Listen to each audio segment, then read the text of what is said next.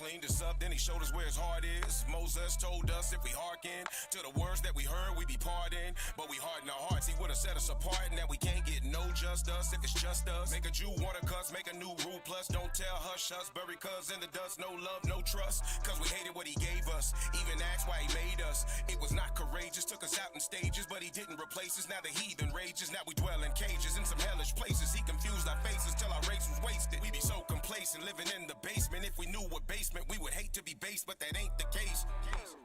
My people rebellious, just look what we've been through. I pray for forgiveness, Lord, why we offend you. We shot for the stars, but fell in derision.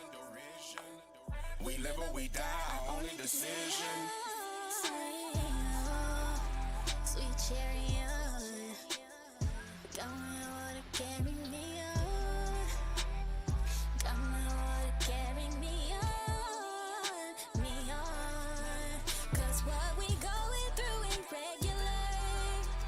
That's why we asking you to carry us. Come and carry me home. Come know to carry me home, me home.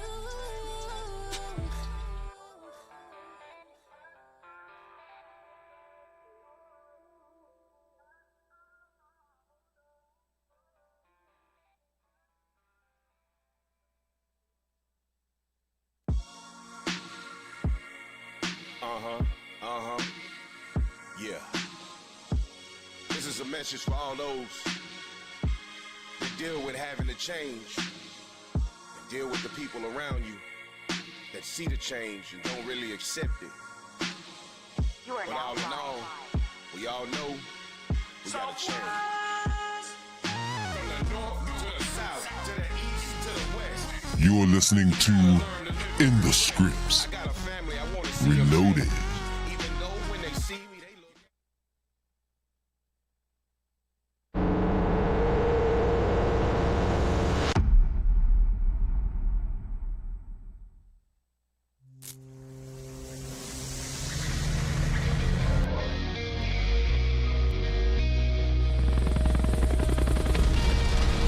My people go to war. We bringing out that fire. People we adore. The preachers be some lies. We reading in the script. They reading in the script. You reading in the script.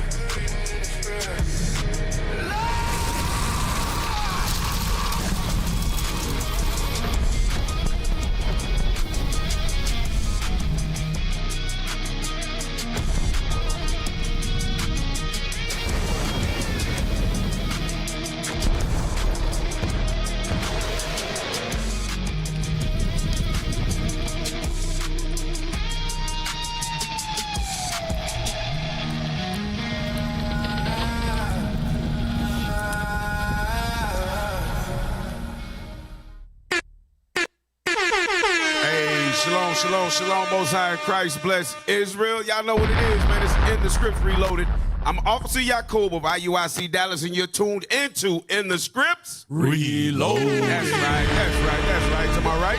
Officer Manuel. To my right. Officer Ozai. To my right. Come on. Officer Lavi. That's to my right. Officer Kashar. Officer Kashar, the professor. The professor. All right, we started a couple of minutes late. We got a lot to jump into.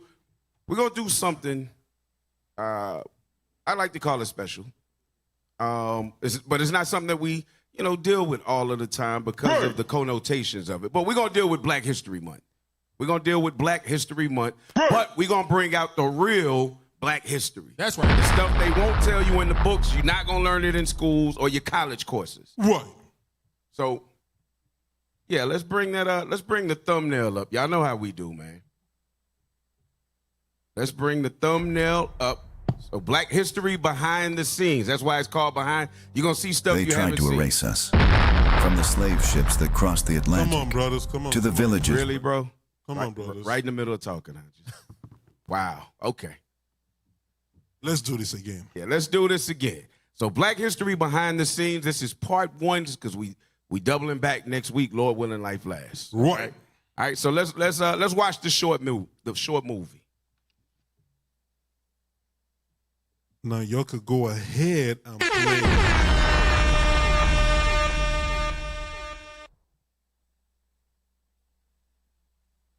Where's the Ships sound? that crossed the Atlantic, Let's roll it back. to the Let's bring it villages back, bring it burned back, in the man. Americas, People want to see it at home to from treaties the beginning. broken and Can we lands bring it stolen. Boss. Can we bring We- it back to the beginning with the sound? The people at home want to see the short films the correct way. Make sure that the volume is up, brothers, and let's play it from the top. Y'all ready? Duck, it's a precept. Come on.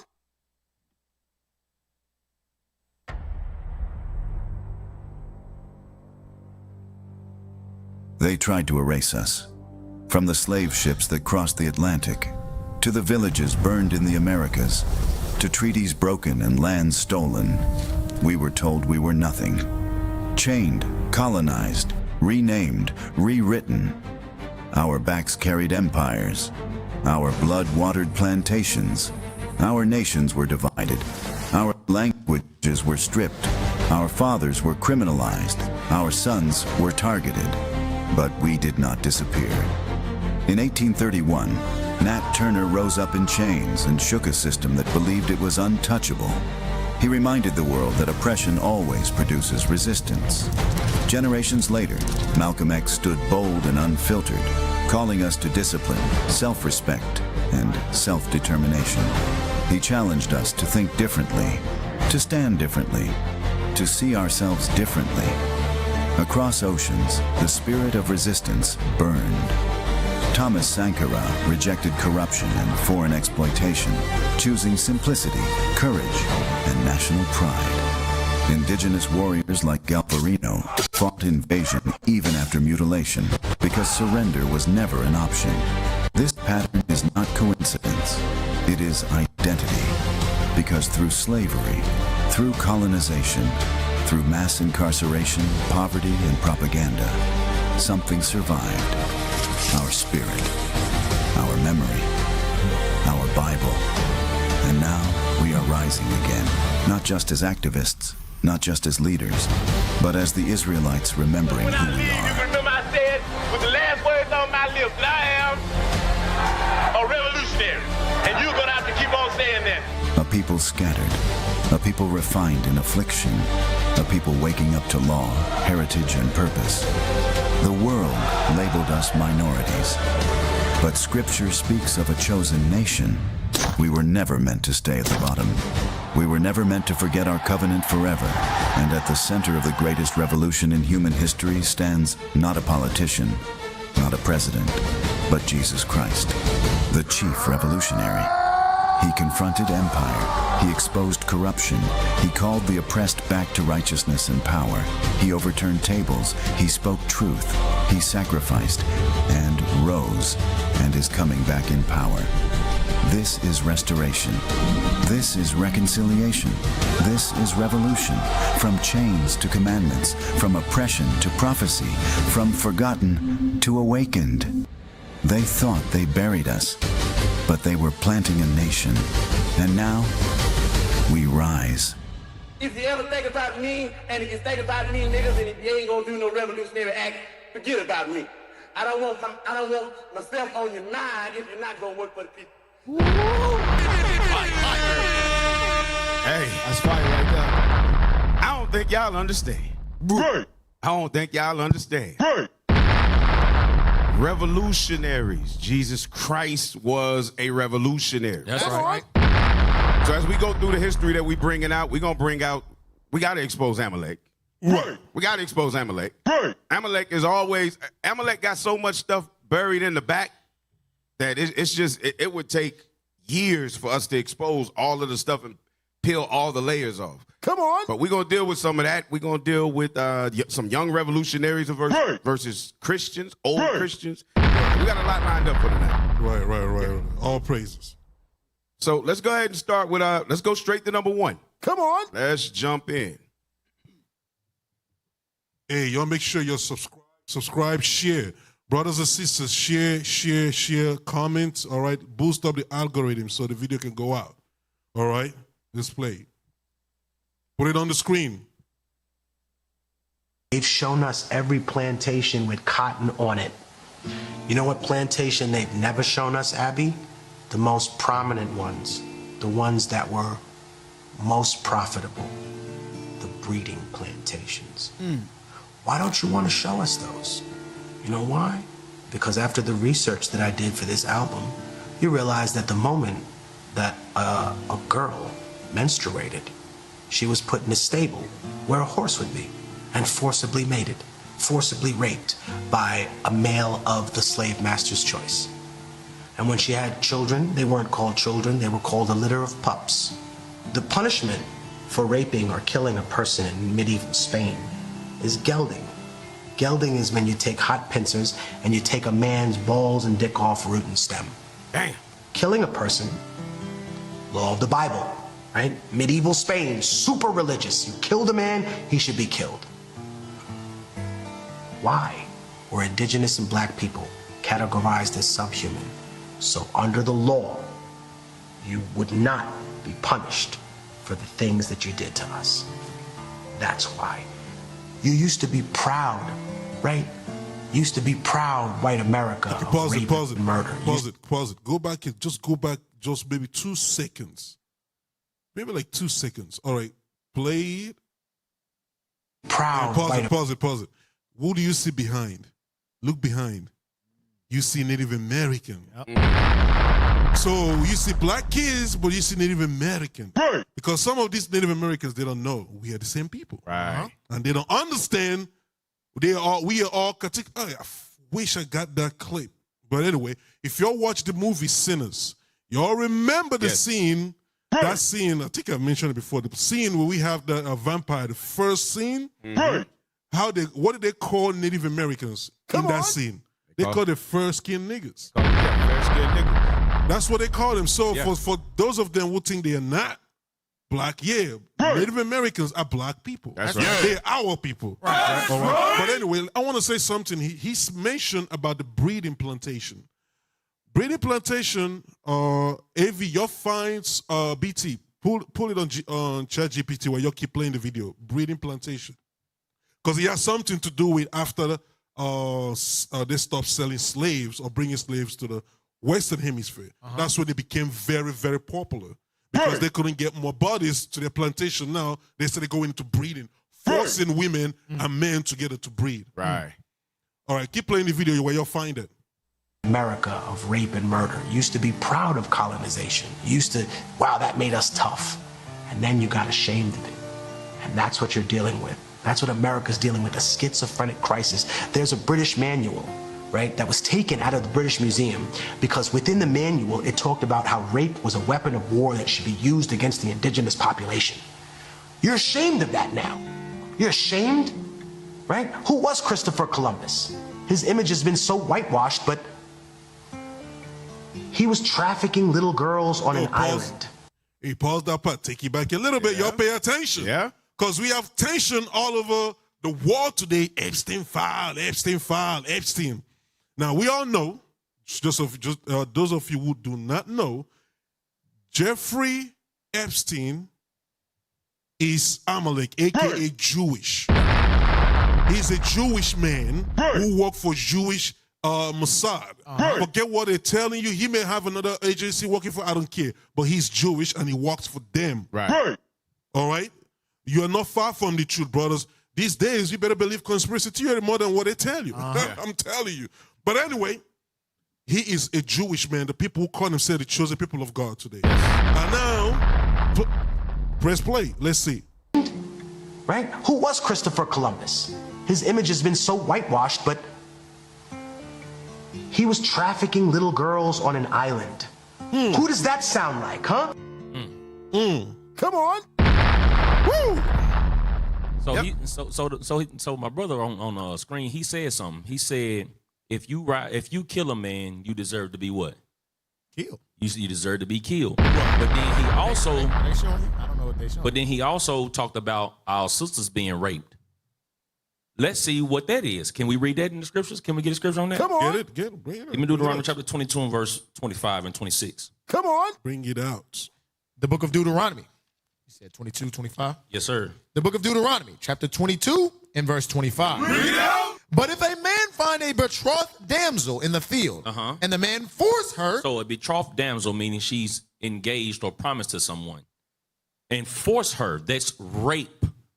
That's against her will. This is what Christopher Columbus and them was doing. They were raping our sisters. Read. And lie with her, then the man only that lay with her shall die. Shall what? Die. You see that? The man that rapes a woman shall die. Because what is rape equivalent to? Read the next verse. But unto the damsel thou shalt do nothing.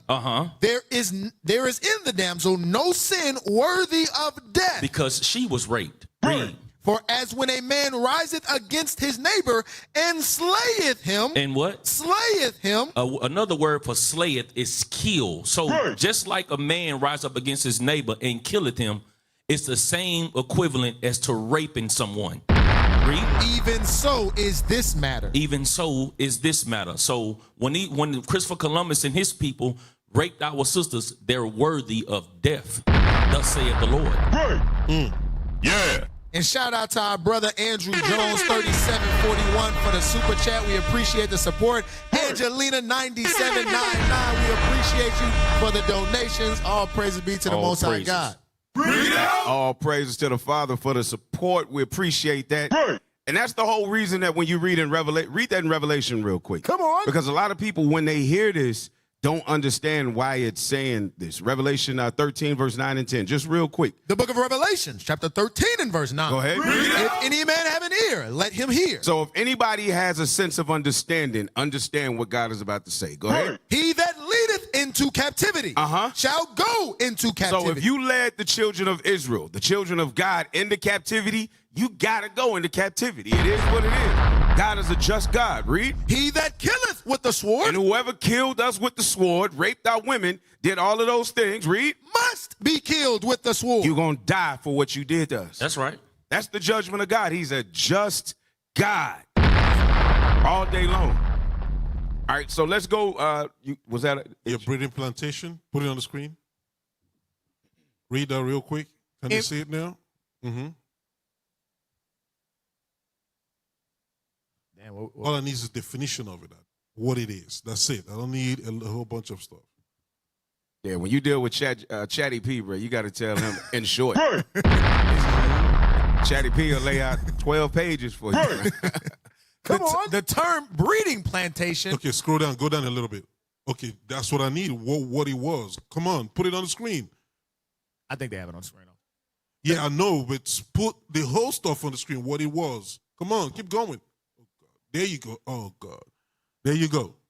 Go on. A breeding plantation was a plantation where enslaved black men and women were forced to reproduce so that their children could be enslaved and sold for profit. Go on. This practice expanded especially after the U.S. banned the international slave trade in 1808. Demand for enslaved labor increased in the Deep South, cotton, sugar, rice. So breeding plantation, that's when it became prevalent. Now you're gonna ask yourself, do you think that stuff is that? Do you think that didn't leave trauma in the minds and in the spirit of our people today? Yeah, right.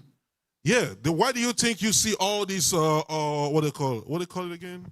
Mental illnesses. No, not mental illnesses, but the habit of having kids. Baby mamas and baby parent households. Yeah, that's the spirit of hormongering. And all these stuff have a long-term, it leaves a long-term detriment in the mental status of our people. Right. Benji call it cocksmiths. Right. Damn. Yeah. Right. That's what was going on. All right. You want to say something before I go to the next video? No, sir. All right. Let's go to the next video. You want to say something, officer? No, I was about to say, and as well, what you'll see here is they just did a changing of systems. Esau likes to say, well, that was back then, but they never tell you, well, no, after this system was quote unquote made illegal, they just changed the system and they just kept the same, the same outcome coming. Right. Right.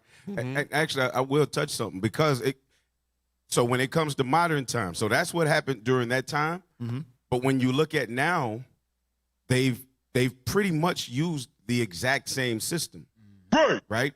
They've caused us to breed for their benefit. Right. Come on. Right?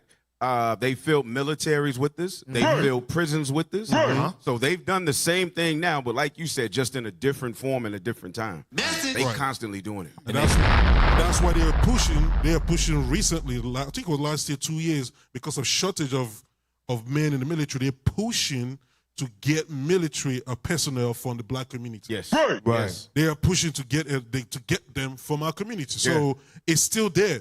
Right. It's that mentality is still there. Some of these YNs like to kill so much. Well, man, He said, go get a bag. Man, Go get a bag from. No, that's a great point because it's the system that they have in place to keep those prisons populated. Right. Like you got the school to prison pipeline. You have the music industry that's promoting debauchery in our communities. Yes. Right? Just so those YNs can continue thriving because they hear their favorite rapper talk about drugs, talk about women and whoremongering and talking about murdering. Right? Just to continue that system that they have. Like how it was just said that they benefit off the detriment of us continuing that cycle. Yes, sir. That's facts. Yes, sir. Let's go to the next video. Come on. Columbus, some people believe he was actually Jewish, like maybe ethnically Jewish, but he writes like he's a Catholic. So he might believe he came from a descendants of people who converted to Judaism, but he writes like a Catholic because I want to say that he had Second Esdras was in his belongings, what he was talking about, his book of prophecy, that he believed he was fulfilling prophecy. So he writes in his journal that he believes he found the 10 lost tribes of Israel in the New World, and he also believes that Solomon was mining in Panama. Okay, but you would think that he would know, based on the maps that we're shown from his time, Jerusalem is very far from Panama. Yeah, right. Very far. Either Solomon had ships that went all the way to Panama, or Jerusalem is not where we think it was. Hey, pause. Go back again. Go back a little bit. Go back a little bit. They always go back a little bit when he spoke about Solomon, because I know Deacon Aitan, he did a history on that in class, and also our hidden history. Yeah, play that. Based on the maps that we're shown from his time, Jerusalem is very far from Panama. Yeah, right. Very far. Either Solomon had ships that went all the way to Panama, or Jerusalem is not where we think it was. Right. Or that's not where Columbus thought it was. It adds to like a lot of questions because it's like, yeah, these guys were looking for some kind of what we're told is some kind of back way to Asia. But like, you know what I mean? But that's still really far from Jerusalem. I mean, what we're told is Jerusalem. No, and he had the rocking the Templar flag. I mean, like the cross on his flag. Right. So he still could have been into some Kabbalistic stuff. So he says some Kabbalistic stuff. Now, he said something about Second Esdras. Yes, there's a movie called, what's the movie called again? Is it the Spanish Conquest? 1492. Yeah. Come on. That's how Christopher Columbus came over here. Yes. Second Ezra, because through that, he found out that the Israelites are in the side of the earth. All right? That's how he knew about it. And he is Amalek. He's a Jewish man. He's a Jewish man. So yes, as the guy said in the beginning, some believe that he is Jewish. All right? I believe Bishop did a class on the back in 2021 about him being Jewish. He is Jewish. There are books on that. We're not going to bring all of that out. As a matter of fact, throw those books on the screen. Throw the screenshots on the screen. Yep, pull up number 3. Yep, pull up number 3. All right, that's it right there. All right, put it on the screen. Come on. All right, see what it's called? Christopher Columbus' Secret Jew. All right, they hid his identity all over history as a Jewish man. Go on, next one. So that boy was ugly.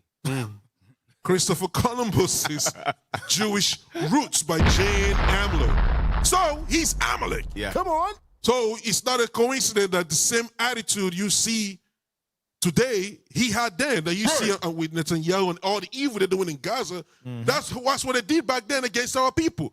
Pillaged and took everything. There's nothing new. There's nothing new under the sun. Yep. All right?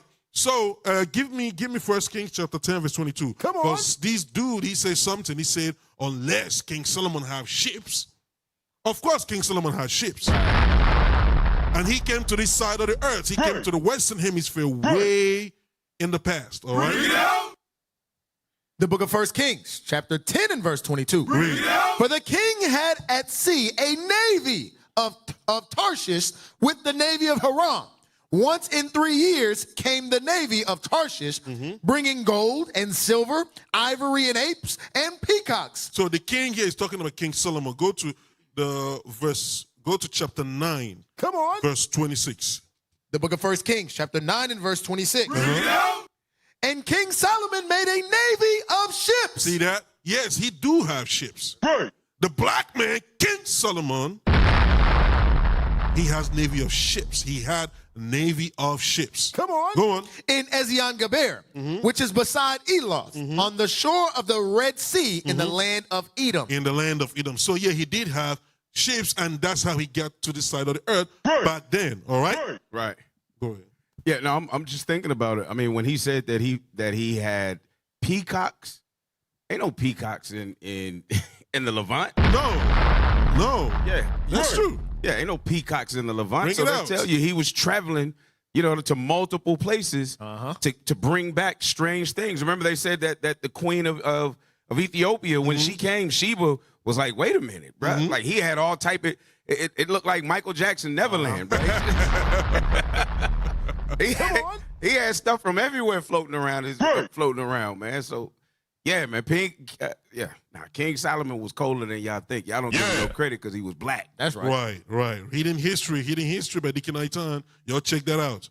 All right, let's go to number 4. We appreciate you, T Hall KK1 for the support. We appreciate you for the support. All praise to the super chat. Come on. Let's blow it up. So we were talking about King Solomon, yeah, but now let's go back to Christopher Columbus, the Jewish man. Come on. All right. Let's go back because the brother in the beginning mentioned how he did the same thing that Jeffrey Epstein did. Same thing. All right, so scroll up. So Columbus was the first Jeffrey Epstein. Yeah, he was the first Epstein in the island too. He did that in the island also of Hispaniola. Read that. The real legacy of Christopher Columbus, slavery and genocide. All right, scroll down a little bit. Stop there. Read that. The second Monday of October is Columbus Day, celebrated as a federal holiday in the U.S. since 1971. This day marks the anniversary of Christopher Columbus's 1492 landing in the Americas, his discovery of the New World for the benefit of the Spanish monarchy. Third paragraph. Read that third paragraph. To celebrate Columbus. So you see how they say discovery of the New World, quote unquote. No. It was not a new word. It's a new word to them. Right. It's not a new word to black, Hispanic, and Native Americans because our people were already here. Right. And already doing trades. But go check the book called Before Columbus. Come on. Our people were already here doing trade with our people in Africa. Right. It was already happening. That's actually one of the ways he knew that there were people on this side. Amerigo Vespucci too. Yep. Knew that there were people on this side of the world. All right, read that, to celebrate. To celebrate Columbus is to celebrate a legacy of genocide, slavery, rape. Go on. Rape and plunder. It commemorates the violent and bloody accumulation of... So if you're seeing Jewish people doing the same thing in Gaza today, Christopher Columbus is one of them. It's the same thing. That's how they are. Right. All white people, this is in their spirit. Go on. It commemorates the violent and bloody accumulation of capital for the ruling classes of Europe and later the U.S. All right, now let's go down to, okay. Read that. Go ahead. Christopher Columbus Day and Thanksgiving are one and the same. Right. So if you celebrate Thanksgiving, you celebrating genocide, rape, plunder, murder, all kind of things. This is what you're celebrating when you celebrate Columbus Day and Thanksgiving. Right. So read the highlighted parts. In Hispaniola, Columbus and the Spanish set up a system that made every Indian over the age of 14 responsible for gathering a certain amount of gold each month. Just like King Leopold. Same thing, yeah. Just like King Leopold did in Congo. Right. Who murdered 13 million black people, Israelite men and women and kids in Congo. Yes. Go on. They received copper tokens to hang around their necks if they succeeded. If an Indian was caught without a token, the Spanish cut off their hands and let them bleed to death. Such murder and torture. Remember that part. Cut off their hands and let them bleed to death. Don't forget that part. Right. Go on. Such murder and torture occurred frequently because the Spanish widely overestimated how much gold existed on the island. Okay, go down to where it says sexual slavery. Let's go to the Epstein part. Read. Sexual slavery was also widespread among the Spanish settlers. In 1500, Columbus wrote, pay attention, 100 castellanos are as easily obtained for a woman as for a farm. Read. And it is very general, and there are plenty of dealers who go about looking for girls. Looking for who? Girls. Go on. Those from 9 to 10 are now in demand. Lord have mercy. That's crazy. Wow. He said in demand. Sound like In demand. In demand, like politicians today. yeah, exactly. Right. Like it's a item on the shelf. Right. It's in demand. Right. Wow. She's 12. Oh, she's too old. Right. Right. You know what I mean? I don't even want to imagine it, but I'm saying that you're having that conversation. You're looking at a human. Right? That whole thing about us being 3/5 of a human, bullshit. What you cutting the hands off for if they didn't meet the certain quota? Right. If it's an animal and the animal doesn't know how to, you know what I mean? Right. How to meet a quota that you're giving them. They just work. Right. So if they've always known we were humans. So for a man or men to look at a 9 to 10-year-old girl and say that that's my desire is crazy. Hey, that's wild. Hey, can I get a script on that? Right. Give me Ezekiel chapter 25 and verse 14. Because Esau, you got to know there's a judgment for all of the wicked things and atrocities that you have committed unto us. And see, the reason why it's upsetting to me because our people, they're not mad enough about the things that have been committed unto us. Right. You know, this is why they go and they sleep with the enemy. They're not mad enough about the things that has happened to our people. Right. But you got to understand one thing. The Lord never forgets. Right. And the Lord, he got a judgment for you. Read that. The book of Ezekiel, chapter 25 and verse 14. Read out. And I will lay my vengeance upon Edom by the hand of my people Israel. The Lord said he was going to lay his vengeance upon Edom by the hand of the Israelites. It says his vengeance because we not mad enough. These things that we see, that we are uncovering now, these things have been done in times past. What about the things that they have done that we have not yet come into the understanding of? Come on. What about those things that they have buried, that they have slid under the rock, brushed under the carpet? The books that they have burned that have the records. That's why we not mad enough. We got to do according to Edom, according to the Lord's anger. Come on. And they shall do in Edom according to mine anger and according to my fury. And they shall know my vengeance, saith the Lord God. So, Edom, you're going to know the Lord's vengeance for all of the atrocities that you have committed unto us. Our people not mad enough because this right here is objectifying our little girls. And today, our brothers and sisters, we do the objectifying of our own little girls by putting them in prostitute clothing as a youngster. Yep. Right. They not mad enough, man. This stuff right here, it just upsets your spirit. That's, hey, 100. 100. All right, let's go to the next one. Let's keep rocking it out, man.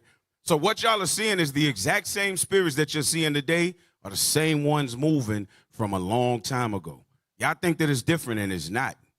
They the same people with the same spirit on them. Let's go to the next story. They were eating the settlers. Yes, they were eating the Native Americans. All right, go back. Run it back to the beginning. I want y'all to pause it so we can see that caption that she's saying. Read that. The first American settlers were eating pregnant women and children. This is in their books. This is black history behind the scenes. Y'all have never heard this, but you can buy the books. But they already know if you want to hide something from a Negro, put it in a book. Put it in a book. All of this stuff is written. We can read now, y'all. Y'all can go pick up these books and read them so y'all ain't got to still be ignorant, man, following the stuff that these people gave us to follow as customs. All of that, everything they taught us a lie, man. These people are eating pregnant women and children just like today. just like today. Man, I wish we could, that video of the old dudes, they showed it in, was it a class they showed it in? No, I wasn't even in the class. We were talking about it. The two old Edomite guys sitting at the table with the sisters. Oh, yeah. We're gonna bring it out. We're gonna bring it out someday. Yeah. We're gonna bring it out. All right, go ahead. Let this play. They were eating the settlers. Yes, they were eating the Native Americans. When Christopher Columbus landed in Port-au-Prince, Haiti, they were eating the Native Americans. It is in their journals. Even John Smith's journal contains that they used to barbecue, grill, fry, and boil the natives. They would cut them up into chunks and fry them like they were chicken, bro. This is the shit they don't tell you in school. This is the they do not tell you in school. This is the unwhitewashed story of America. When I tell you everybody needs to grab this book, they put us in hot frying oil. They put us, Native American and black people, after lynchings, they would cut up the body. They would unalive us, do the lynching, and then cut up the body, keep it as souvenirs, and even consume it. And witnesses saw this shit happen, and some of them would throw up because of seeing this. And then they call us the savages. Literally, they call the Native American people the savages and the black people the savages, even though they ate us on some Jeffrey Dahmer shit, bro. Yeah, on some Jeffrey Epstein-ish. That's what right. she said. Go on. Please. Literally. They had recipe books that had people as the meat. Yeah. Yeah. Wow. Is that only It's called written? The Delectable Negro. Wow. There's a book called The Delectable Negro. It's not only written in that book, it's also written in the Bible too. Come on. Can we read about it? Yeah. Bring it out. Give me 2 Maccabees chapter 7. Start at verse 1. This is King Antiochus the 6th Epiphanes. The book of Second. Greek, a white man, so-called white man, an Edomite. That's right. Come on. 2 Maccabees 7 7 and verse 1. The book of 2 Maccabees, chapter 7 and verse 1. Come on. It came to pass also that 7 brethren with their mother were taken. These were Israelites. These are Israelite brothers with their mother were taken. They wasn't asked. They were taken just like we were took during the 1400s and in the 1600s. Here we go again. Read it. And compelled by the king against the law to taste swine's flesh. Read. And were tormented with scourges and whips. Because we wouldn't eat swine's flesh. That's against God's laws. But you Christians, you pastors, talking about the pork is clean. That ain't in the Bible. Our forefathers and foremothers died for not eating pork. Now all of a sudden it's clean. Makes no sense. Read. But one of them that spake first said thus, What wouldest thou ask or learn of us? We are ready to die. We are what? Ready to die. You see that?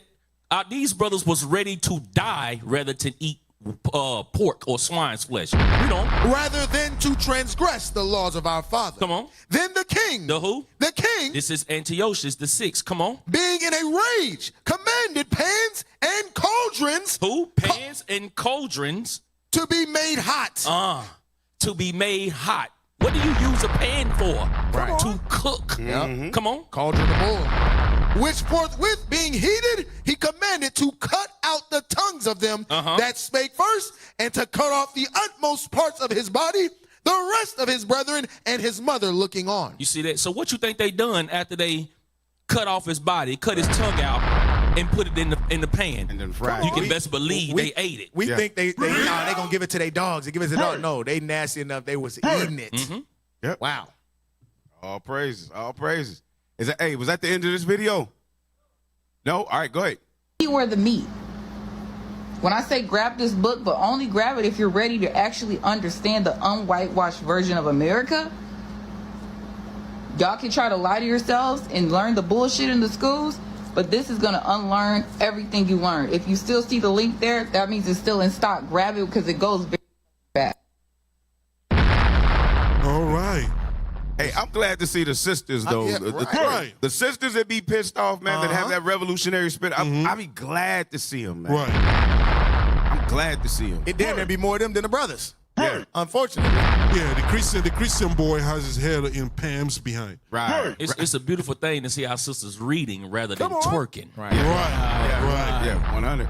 100. And also a call to you mothers and fathers at home, educate your children, because you see, like the sister on the last video, she's pissed off, and rightfully so. When you're pissed off and you know the history and you know the things that our enemy Esau does to us, you ain't gonna want to marry him. You ain't gonna want to hang out with him. You ain't gonna want to go into their politics and their sports. You're gonna want to be to yourself and your nation as opposed to being with them. So we got to educate our people on this history. So you're saying Serena Williams, they never read that book? Man, they never read that book.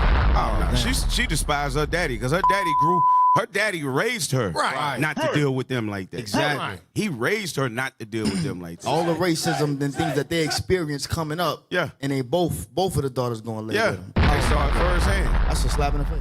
All right, hey, read this. Leader of KKK, an American Nazi party, revealed to be a Jew. Wow. Read it again. It says, leader of KKK and American Nazi party revealed to be a Jew. They hate our guts. Y'all don't realize who they are. So what'll happen, and we hear it often. As Israelites, we hear all the time, how can y'all be the Jews? Y'all are constantly saying that y'all are trying to steal our identity. Y'all are cosplaying, blah, blah, blah, so forth and so on. Y'all don't know how many millions of them came over here and changed their name to Italian and European names to hide the fact that they were the damn devil. Right. Just like Christopher Columbus did. Yes. Because that's what he did. That's exactly what he did. Yep. Y'all just don't know. They took on those Spanish names and all that type of stuff to hide who they are. Right. Yeah, go to the next link. Go to the next one. Next one. Next one. Not here. Not this one. Next one. All right. So we are opening and showing all praise to the Father. I believe shout out to the bishops because he did a class on this, I want to say 4 or 5 years ago. All right. All praise to the Father. Shout out to you, Bishop Nathaniel. Right. All praises. All praise to the Father. And as well, shout out to Yolande Borgella, 6750. Apologies if I crucified your name, but thank you for the support. The super chat is blowing up today. All praise, y'all. Oh, praises. Appreciate that. Hey, you got to forgive him, sis. He do that to everybody. Oh, it's Yolande Yeah. It's something like that. Hey, don't take it personal. That's the professor, man. Don't take it personal. Trust me, he's trying. He's sweating over here. All right, blow it up, blow it up, blow it up. Let's see the dates on it. Go up a little bit. Read that. On this day. On this day, December 24th, 1865. 1865. God. Read. Confederate veterans established the Ku Klux Klan. So, hold on. Read, give me Zechariah chapter 1, verse 15. Come on. Confederate veterans established the Ku Klux Klan. The Klan. All right, read it. The book of Zechariah, chapter 1 and verse 14. So when did emancipation happen? When did emancipation happen? 1863. Yeah. Texas learned about it in 1865. That's where we got Juneteenth from. But 1863. Yeah, you're right. 1863, and then it became more. The one that mostly put out 1865. But you're right. You're right. So now, what did they do? Let's read what the Lord said about what they're going to do. Read that, Zechariah 1, verse 15. The book of Zechariah, chapter 1 and verse 15. And I am very sore displeased with the heathen that are at ease. So the Lord said he's so displeased with the other nations. The heathen, Goyim, Jewish people, and the other nations. Go on. That are at ease. They are what? At ease. Because they were enjoying and making riches and prosperity off the backs of blacks and Hispanics and Native Americans. That's right. During this time. Go on. For I was but a little displeased. So he was a little displeased at us, the Israelites, the 12 tribes. Go on. And they helped forward the affliction. But these nations took it to the next level. So all this stuff we're bringing out, we're eating our kids, raping our kids and our young women and young men also. Yes, it happened to the young men in the islands that Christopher Columbus and his men did. Come on. All right, that's after the Lord has given us a little bit ease from that. Let's see what happened next. Keep going. Therefore, thus saith the Lord. He said they forwarded what? Thus saith the Lord. I am returned to Jerusalem. No, they forwarded their what? Come on. Stay with me. Yes, I was but a little displeased, and they helped forward the affliction. So they forwarded our affliction. So this is it. It's an example of them forwarding our affliction. That's right. It wasn't enough. After emancipation, they got to know that's not enough. We got to forward this oppression. We got to keep this going. All right. Confederate veterans established the Ku Klux Klan. Go on, scroll down. Scroll down. And they established it on your favorite holiday. Right. The day before your favorite holiday. Christmas. Christmas. And the next day, you can best believe it was a burning cross in your front yard. Ku Klux Christmas. Yeah, your Christmas Eve. And guess what's so funny about it? Remember the Nazarenes or Nazarenes, the ones that dressed like Ku Klux Klan back in Spain. Yes, sir. Right. They dressed like that as Ku Klux Klan for Christmas. To do all that display mockery that they do. And guess what? Christmas Eve in America, Ku Klux Klan dressed the same way during the Spanish Inquisition. Yes, sir. Read. Ku Klux Caparoti. Read that. On December 24th, 1865, a group of former Confederates soldiers established what would become the first chapter of the Ku Klux Klan. What become the what? First chapter of the Ku Klux Klan. Go on. In Pulaski, Tennessee. Named for the Greek word kiklos, which means circle. The Klan was devoted to white supremacy and to ending Reconstruction in the South. The Klan's first leader, called a Grand Wizard, was formed Confederate Lieutenant General Nathan Bedford Forrest. So they established Ku Klux Klan, but for what reason? Go to the second. They say it's for white supremacy. But what else? Be clear. Read to support this agenda.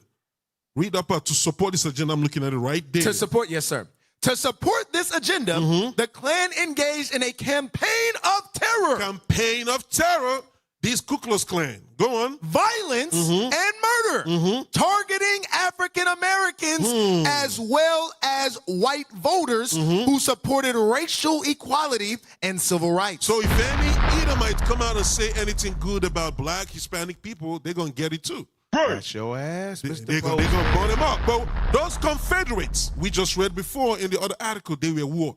Jewish people. Right. Go to the next one. It's crazy because they throw it right in your face too on these movies. They blockbuster movies. That's if for y'all that was seen the movie Forrest Gump. He said that's the person that his grandparents named him after, Lieutenant General Nathan Bedford Forrest. He says that in the movie. He said they named him after Forrest. He said it was some famous Klan member. Yeah. Wow. Put that on the screen. The Jewish Confederates. Remember, the Confederate soldiers established the Ku Klux Klan in December 24, 1865. Come on. That's when the first chapter was formed. Who are those Confederates? Jewish people. All right, go to the, this is the Jewish Confederates by Robert N. Rosen. Next one, next screenshot. All right, read that, read the highlighted parts. Some Jewish Confederates, like many of their See that, some what? Jewish Confederates. Jewish Confederates, go on. Like many of their Gentile comrades. Their Gentile comrades are the other white people. They are other white people who are not Jewish. They're all Edomites. Go on. The white trash. Yeah. Fought for what they termed their liberty and freedom, which included the right to own slaves. See, they had the right to own slaves. That's what they believe, that they have the right to own us. Just like they believe today they have the right to own the Palestinians. Right. All right. Go to the highlighted part, the lower part. Like their fellow Johnny Rebs, a small percentage of Jewish Confederates owned slaves themselves. See that? Jewish Confederates owned slaves. So guess what? Christopher Columbus was Jewish. All right? And then everybody who was buying slave and trading slave and owned slave, we are also Jewish, majority of them. Remember, he says in the first paragraph we read, he says, their Gentile comrades. Those are the other white people. Right. That are not Jewish. All right, go on. Although many came from slave-holding families, and all see that? Although many of them came from what? Slave-holding families. Slave-holding families. Those are the ones, your Morgan Chase, your Rockefellers, all of that old money. Yes. Rothschild, all of them. That's where all that money came from. Slave-holding families. Go on. And all came from slave-holding communities where relatives, friends, business associates, and customers owned slaves. And even those who owned no slaves had a stake in the South's racial caste system. All right. That last part. That last part. Now, you know what they always put out on the internet? They said only... I can't remember the number. I want to say it's 1.5%. They always say only 1.5% of white people own slaves. Right.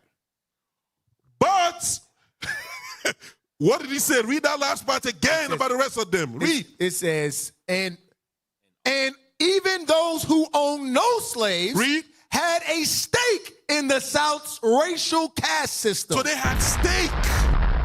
Stock market. Investments. Our investments in slaves. So don't buy into their BS. Right. Like they always say, oh, it's the Jewish people that put you all in slavery. Right. It's the Jewish people that sponsored the first the slave ships. Yeah. But then he said, read that, some Jewish Confederates again. Read that top one again. It says, all came, well. No, that top one, some Jewish. Yeah, some Jewish Confederates, like many of their Gentile comrades. That, like many of their Gentile comrades are the Edomites. Yeah, they know. It's not only Jewish people. All right? It's not only them. Go to the next scripture. And what they saying in here, it says they fought for their freedom to own slaves. Right. So they free as long as we slaves. Right. So as long as we are their property, we are slaves. Dang. We working their job. They 9 to 5. They face on the money. We paying taxes. We're their slaves. Dang. They're free. They fought for that. So when we gonna stand up and fight? With the scriptures, first and foremost. Hey, give me Deuteronomy chapter 30, verse 1. Because this is something our people always say. And I like something you said, Officer Oza. You said, being mad enough. Right. Our people not being mad enough. Before you read that, give me Ecclesiastes 7, verse 7. Because that ties what you said, being mad enough ties into the second segment of the show, revolutionary. That's because to be a revolutionarist, you have to be mad enough about the oppression of your own people. Come on. You have to be mad. Right. If you're not mad, oh, forget about it. You're always talking about slave trade. It's because you are not the right person. That's right. You can never be a revolutionary. Right. Right. You are docile. You like how your life is, especially with these pastors and this Christian. It make me sick. They'll be the first ones in line to say that bullshit. All right, read that, Ecclesiastes 7, verse 7. The book of Ecclesiastes, chapter 7 and verse 7. Read. Surely oppression maketh a wise man mad. What did the Lord say? Surely oppression maketh a wise man mad. He said, surely, for a fact, oppression maketh a wise man mad. So the opposite of that was a saying, surely, oppression, he said, surely oppression maketh a wise man mad. So, what does that do to a foolish man? The opposite. Surely oppression maketh a foolish man glad, happy. See that? Yeah. Comfortable. Joyful. That's what you have in Christian church today. Damn. They're not and that's the house Negro also. Yes, sir. That's the house Negro. Michael Todd. Read that again. Surely oppression maketh a wise man mad. Let's see about the unwise of our people. Read. And a gift. What? A gift. Oh, master gave me a job. Right. Master gave me credit card. Right. You know how they always tell us in camp, well, slavery is long time ago. I'm talking about our own people. Right. Yeah. Don't you have jobs now? Like black people are free now. Yeah. Don't we have jobs now? Yeah. Don't we have don't we go to their churches now? Whatever they say. Yeah. It's kind of like, oh, it's a gift. It's a privilege. Didn't they allow us to come into their glorious presence in the job, in corporate? Isn't that enough for you? Right. There's sports. I'm not in slavery, brother. Yes. I'm not in slavery, brother. I own a business. Yeah. Isn't that enough for you? What else do you want? That's what you say in the Christian church. Yeah. Read the other scripture I mentioned. If you have The book of Deuteronomy, chapter 30 and verse 1. Read. And it shall come to pass when all these things are come upon thee. When all these things, let's see what he's talking about. The blessing. So first we had the blessing. We enjoyed the blessing under King Solomon and King David, but not to the fullness like we're going to get under Christ. Right. But keep going. And the curse. But then he said, when all these things be accomplished, meaning come to fullness, another part of it is the curse. The Deuteronomy chapter 20, us being oppressed. The blacks, Hispanics, and Native Americans. Go on. Which I have set before thee, and thou shalt call them to mind. What did the Lord say we should do about the curses? Thou shalt call them to mind. No, forget about it. It's a long time ago. And thou shalt call them to mind. No, listening to a dumb Christian. Right. and forget about it. And thou shalt call them to mind. That's what the Lord said. We're going to call it to mind. We're going to remember what happened to us. And we're going to do what? Talk about it. That is the reason. We're going to play the next video. You're going to see it. Keep going. And thou shalt call them to mind among all the nations. Among where? All the nations. So why would it call it to mind among all nations? Because we are scattered throughout the four corners of the earth. We are dispersed throughout the nations. And when we call it to mind, we got to let our brothers and sisters know. We got to remind them. That's right. I'm so surprised. I've seen, I mean, I'm not going to say I'm so surprised, but I've seen a brother that literally in downtown when we do a fly mission, we asked this brother, hey, that was a couple of years ago, hey, do you know about transatlantic slavery? He was like, no. Yeah, it was an older dude. Yeah, yes, I'm telling you. Many of our people don't know our history. Yeah. Oh, well, was it? Because, I mean, it's been a couple. Was it the older dude I'm thinking? Because he was older, so he should have. I remember one time there was somebody, he was like 18, 19. Him, I was like. Yeah, that one, I was there, that one, for that one. But for the older dude, wow. Yeah. And and they stopping it from being taught in the school systems now. Right. So it's our job to actually go out here and do this. That's right. Christ commanded us to go on the highways and hedges to teach why your pastor ain't doing it. Right. Because he ain't the prophets. He's not the teachers. Yep. Hey, remember that book? That is an old dictionary. Bishop brought it a long time ago. Yeah. About when he shows that dictionary showed how the prophets were teaching back in the day. They have different spirit. I think it was during the time of Ezra or something. They have different style of teaching, and they were holding relics from slavery. Yes. Like chains and stuff. Yes. That's what the prophets were doing. They were teaching in the street. Right. Teaching about us being in slavery. Right. So why are we not going to do the same? Right. Because a dumb Christian said we can't? Right. Or because your master said that you can't? Right. Yeah. Now we know who your master is, because our master Christ said we must. That's right. He's scared. Yeah, he's scared. I don't know, he's going to take away my job. So what? You're going to die in your job if you don't repent. Right. All right. Play the next video. Pay attention to this. Which has not yet been published. It relates directly to the black communities across America. This is a drawing from life that was made, believe it or not, by a so-called American Indian. They were a black people who built fantastic boats. They were like Viking boats. And there are still native blacks in Mexico. That's never been explained by archaeologists before Columbus arrived. Can we pause for just a second? Yes, go ahead. It was something that he said. He said so-called Native American. Come on. Why is he saying that? Because he knows something. Come on. He knows something. He know that they ain't Native American. Right. He know they the Israelites from the tribe of Gad. That's right. That's what he knows. That's right. He spoke about black Mexicans. Right. Yep. He just mentioned about Afro-Mexicans. But keep going. That's why when you look at the top, he said the history of black America did not begin with slavery. Our history did not begin with slavery. Go all the way back to Genesis chapter 1, chapter 2, chapter 3. That's our history. All right? But go on. DNA tests done on them. DNA tests done on the bones of some of the Olmec people, not all of them, the ancient remains, show a definite genetic trace, not to Africa only, but across the Pacific. There's this definite trace, lineage that can trace out towards Hawaii and beyond Hawaii. Then they began a worldwide match of DNA. Well, who does these strange black people, who do they match up with? They don't match up with Africans. The contribution of blacks not only to America, but to the world. Hey, pause it. Say what you want to say. Say Yes, it. sir. Yes, sir. Can I get a script on what he said? Because he said they don't match up with Africans. Go on. Come on. Give me Exodus chapter 11 and verse 7. Bring it out. Was it 7? Bring it out. For those of you who think all black people are the same, no, we have Semitic and Nilotic. Right. All right? The Negroes are descendants of Jacob, Israel. That's right. Read. The book of Exodus, chapter 11 and verse 7.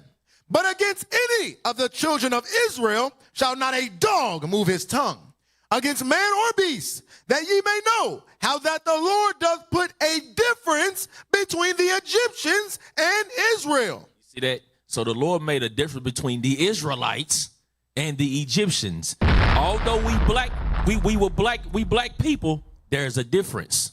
And this is what this dude just said in this video. Pay attention, but not the same. So when we was told in school, Africans sold Africans into slavery, no, it was the Egyptians or Nilotic Africans sold the Israelites, another black race, into slavery. That's what they don't teach you in school. Right. And see, the thing is, when we tell them that, they don't want to hear from us. They don't believe that. So you got to hear from the white man. Right. He just said it. He just said it. Keep playing. Profound. Imagine if I could take from pay each attention to this part. They say, imagine if I could take from, go on. one of you as an individual everything you knew about life up to last week and just erase it. All right, pause. He said, if I take away everything you knew about life a week ago and just erase your memory from that. He's talking about erase your past just like they did to our people. Right. Discontinue from our heritage. Go on, play on. Where would you be? You'd be lost. You'll be what? Pause it. You'll be what? Lost. You'll be lost. Right. That's why the 12th tribe of Israel is lost. That's right. I am not sent but unto the lost sheep of the house of Israel. The Lord told us that. Yes. But play on. Last week and just erase it. Where would you be? You'd be lost. You'd be incompetent. You wouldn't know how to plan for the future. No. And you do the same. Pause. He said you'll be incompetent as a person. You will not know how to plan for the future. How are we able to plan for the future today if not for us waking up as Israelites? Right. That's now we're going to the scripture. Bishop was able to let us know, hey, bad times are coming. You better start stocking up. Right. If all of us were in the world, we wouldn't know that. We wouldn't know that. We wouldn't be able to plan for the future. We wouldn't be able to plan for that future. We wouldn't be able to plan for the kingdom to come. Because Christian church doesn't prepare you for nothing. Nothing. They keep you docile in the present and tell you YOLO. Go on. Thing with a people. If you erase their history or you don't tell enough about their past, they also become incompetent and they can't fulfill the future. See that?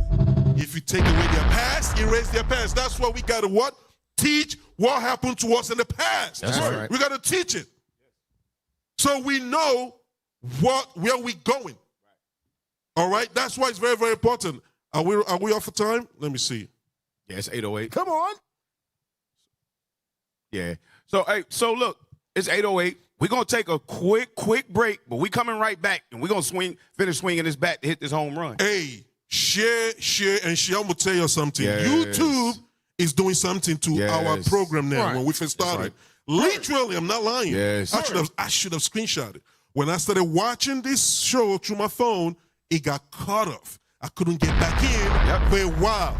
So usually around this time we normally have like 500 viewers online, 450 to 500. But now it's like what? It's 203 right now. See that? Yeah. When we started the first 1 hour, it was just like 97 people viewing. Right. They are fighting against us, and these are the things they say they're gonna do. Yep. They say they're gonna do it. Information war. Mike, that crazy Edoman Mark Huckabee talked about it. Yep. ADL spoke about it. So y'all share and share. Let's get this word out. Yep. Hey, and do this before we go to the break. If you have another phone, yes, definitely donate, because there's stuff coming up, travels that we need to do. But if you have another phone, if you have an iPad or some type of a tablet, your laptop, turn it on everything you got. Turn it on everything you got. Log in. We're going to go to break real quick. We'll be back. Oh, what you got on the screen, BT? Put it on the screen. Put it on the screen. See that? It says share. They are blocking the show on YouTube. So if you scroll down, you will see somebody else say the same thing about YouTube was not letting him in. Yep. All right. They're ready for war. This is war. They see these This titles is and war. they like, no, we're not letting that information come out. They mad at that Christopher Columbus one. That hit him in the gut. That hit him in the gut. Oh yeah. All right, hey, we going to break. We'll be back. You're tuning in the scripts. Reloaded. That's right.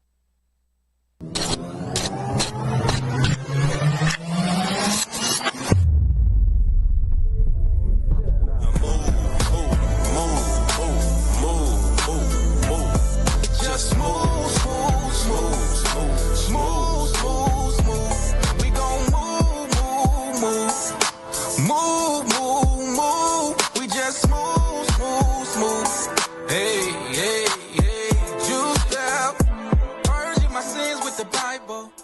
Shalom family, we are excited to announce the brand new IUIC Shifra and Pua Maternal Support Specialist Doula program. Doulas are changing the future of maternal health, and we need more sisters trained, prepared, and ready to make an impact. Families need trusted support during pregnancy, birth, and postpartum, yet access to skilled and competent doulas in the body remains limited. Doulas play a critical role in improving birth experiences, strengthening family confidence, and advocating for care. This comprehensive training equips sisters with the education and hands-on skills needed to support families. If you feel called to the rewarding field of birth work, this is your step. The need is urgent, the work is meaningful, and the impact lasts a lifetime. Email doulas@israelunite.org for more information regarding registration.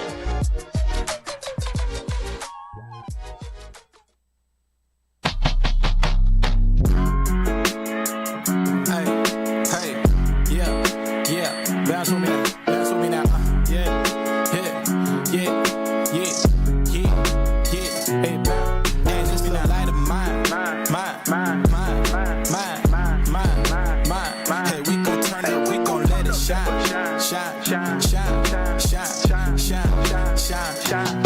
Hey, this little light of mine.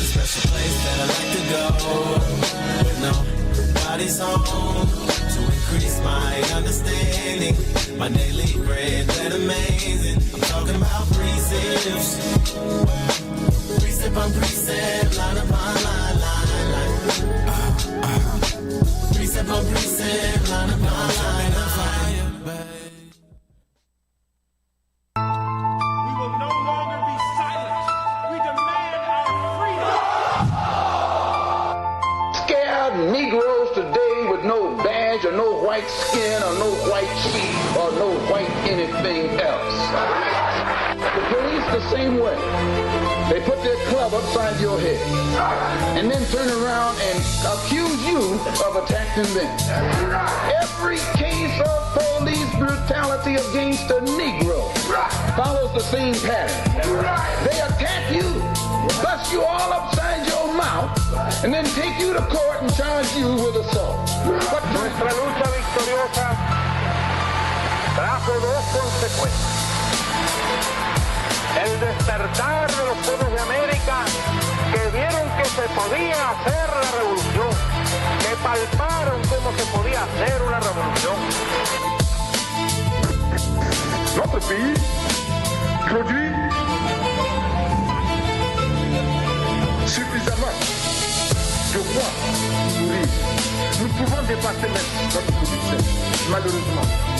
Par manque d'organisation, nous sommes encore obligés de tendre la main pour demander des aides alimentaires. This book is the word of God. And it tells us that we are born free.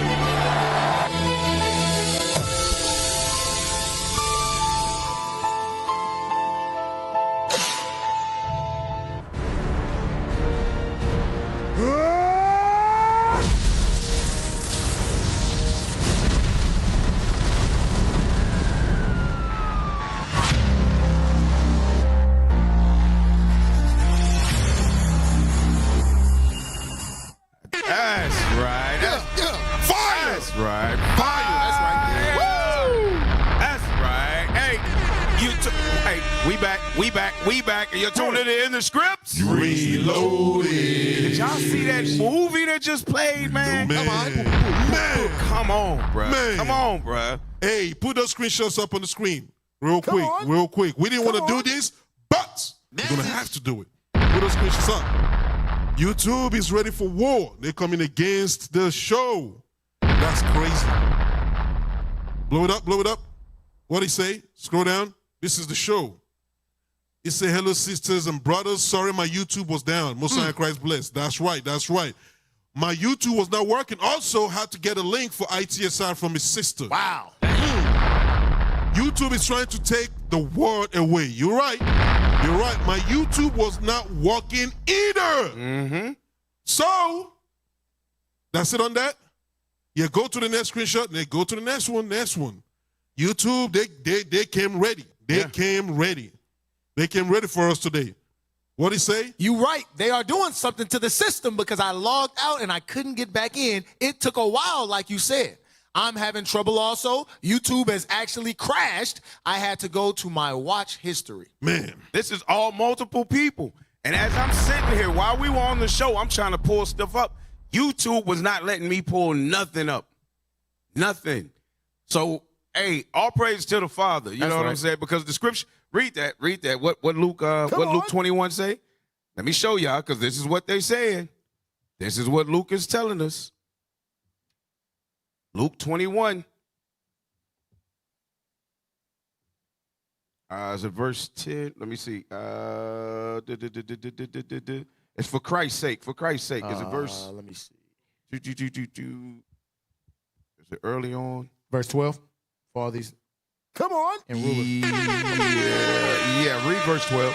The book of Luke, chapter 21 and verse 12. Read it out. But before all these, they shall lay their hands on you and persecute you, delivering you up to the synagogues and into prisons, being brought before kings and rulers for my name's sake. And it shall turn to you for a testimony. It shall turn to us for a testimony. Now, are we in the midst of that yet? Were they snatching us up and so forth? No. At this point, they just reaching out, touching accounts. Right. So that you can't hit a word. We get that. That's what they going to do. But this is the beginning of Jacob's trouble. Y'all are seeing it in the screenshots.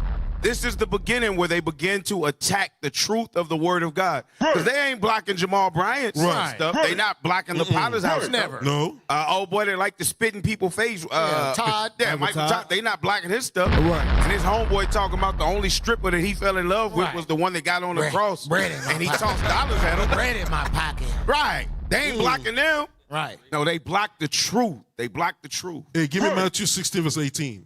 And then 2 Corinthians 13, verse 8. Real quick. Matthew 16 and 18. You cannot do anything against this. That's right. It's going to go out. That's right. There is a God. That's right. There is the God. There's not a God, but there is the God, one God, the God of Israel. Read it. The book of Matthew, chapter 16 and verse 18. And I say also unto thee, that thou art Peter, and upon this rock I will build my church. Read. And the gates of hell, The leaders of the empire of today, gates of hell, go on, shall not prevail against it. They will never prevail against this word coming out. That's right. They will never prevail. Like Revelation chapter 12 said, the earth shall swallow it up.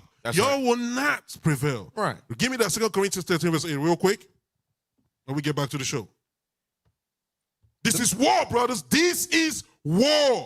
The book of 2 Corinthians, chapter 13 and verse 8. Read it out. For we can do nothing against the truth. What does scripture say? For we can do nothing against the truth. We cannot do anything against these truths. That's right. Whether you are black, Hispanic, or Native American who don't believe, or you of other nation, you cannot do anything against these truths. No matter who you think you are. That's right. Read. But for the truth. But what? For the truth. Because everything that you're doing, even Donald Trump is doing, is fulfilling prophecy. That's right. That's doing for the truths. All right? Because it's the Lord's will. You cannot circumvent the will of God. All right? Right. All right, let's get back to the show. These animals getting on my nerves. Yep, number 10. There you go. Y'all, okay. Y'all with us now. Y'all might be with us now, BT. Y'all might be with us. Come on. Let it rip. It's so weird watching black people get mad at white people for starting functioning white communities.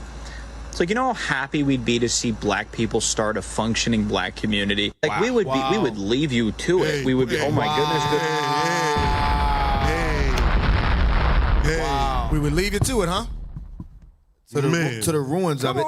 Man. They so bold and cocky, bro, to say that. Right. How do you say that like that? Run it from the top again. Maybe it'll piss somebody off that's watching. Maybe somebody watching needs to get pissed off. Run it back. Play it again. It's so weird watching black people get mad at. They probably don't have no knowledge of the communities that we actually built. Man, because they don't teach it in school. But these bastards know, man. They know. Oh, for sure, he knows. Yeah. But if nothing else, they know about Black Wall Street. Right. Absolutely. Yeah. But I didn't even learn about Black Wall Street until after I got out of college. Damn. Yeah, they didn't teach Black Wall Street openly like that. Nah, they didn't. Yeah, they don't teach that. Hey, play the video again. It's so weird watching black people get mad at white people for starting functioning white communities. It's like, how happy we'd be to see black people start a functioning black community. Like we would leave you to it. We would be, oh my goodness, good for you guys. Well, it shouldn't be too hard to guess who this guy voted for. What an unlikable, condescending measle this guy is. Right. Who started this dumb shit by saying, it's so weird watching black people get mad at white people for starting functioning white communities. Where are all these people? Can you tag one? I've never seen any video. This doesn't even make sense to me. Or did you just pull this out of your ass? Did you just make this up? All these black people who are mad. Hey, Show me. Pause it. Ladies and gentlemen, this is white on white crime. All Live on ITSR. All praise to the Most High. Please continue. And what the hell is functioning white communities? How do you know they're going to function? Because they're white? I mean, have you been to West Virginia? Damn. Most of the non-functioning communities in this country are white communities. Then you came with the comment. I've been in West Virginia, and it was an amazing thing. The hills have eyes. Yeah. when they eat each other their own turn. Right. Go ahead. Sending shit. Do you know how happy we'd be if black people started their own functioning communities? We'd leave you to it. What the fuck does that mean? You just acted like all people of color are 12-year-olds who just got a paper out. Go ahead and make your little money. I'm proud of you. Good for you. Good for you, kid. Dude, you've gone way too long without catching one. And your goofy ass isn't fooling anyone. When you say you've gone too long without catching one. Right. Catching the fade. Hey, go give it to him, Esau. Esau, go give him one. Right. You need a little fade to reset. Right. Reboot your mind. He said, just give me my fade, bro. Let it go. We'd be happy for you to start your own communities. That's because you don't want them moving in to your community. What dickheads like you refuse to acknowledge is that there have been plenty of successful black communities. And every time they rise up, people like you take them down. And you. I mean, surely you heard of the Tulsa Massacre, where people like you massacred and burned down Black Wall Street. You see, people like you like to bury like that. Us. Not you. People like us. Right. And do you know what this is? Well, they used to be the city of Oscarville. Mm-hmm. It is now Lake Lanier. It was a successful black community in Forsyth County, Georgia. And you guys committed violence. You guys ravaged. You guys intimidated. You drove them out. And then you flooded the place and created what's now Lake Lanier. There are so many examples of black communities that are really successful. And every time they rise up, people like you burn them down, literally burn them down, or drown them out. And that also includes displacing them with our highway system. You see, people like you think you're being low-key racist, but we can see what you're doing. These are the type of comments that you have on your page. Bottom line, insecure, racist asshole. And you're not going to learn anything, I can already tell. So I'm just hoping one day you say the wrong thing to the wrong person and find out that way. Dang. You'll catch your face. Yeah. You say one day you gonna run into one of them YNs and they gonna beat you. Right. Punch you in the throat. Right. Real quick. Oh, go ahead. So let's go to the next one. Let's take a look at the next one. Because what are some of the places that this happened in? The Black Wall Street of every state. Hold on. Pause it. Didn't they say we don't have anything? Yeah. We didn't establish anything. Yeah. Now we're going to show. He said the Black Wall Street what? Of every state. The Black Wall Street of every state. Come on. Let's really go. The Black Wall Street of every state. Nearly every state had a Black Wall Street that was destroyed.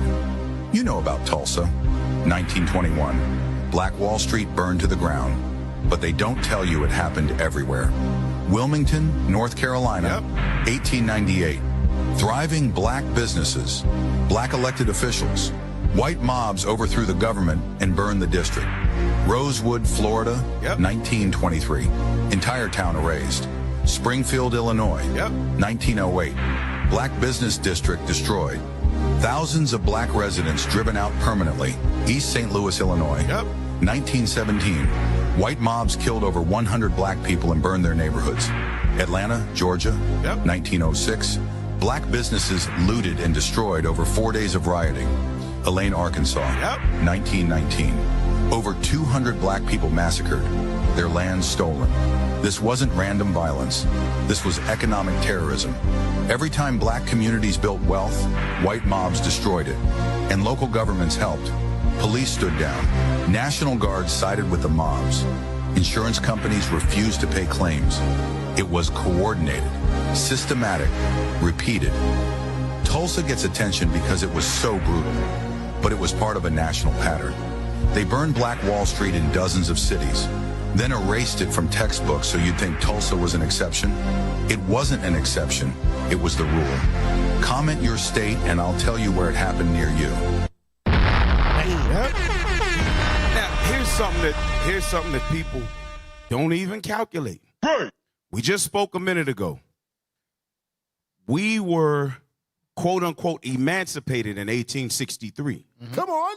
You see, the earliest burning of a black financial district and a major move in city, Elaine, Arkansas, it might have been one earlier than that, was 1906. Do the math.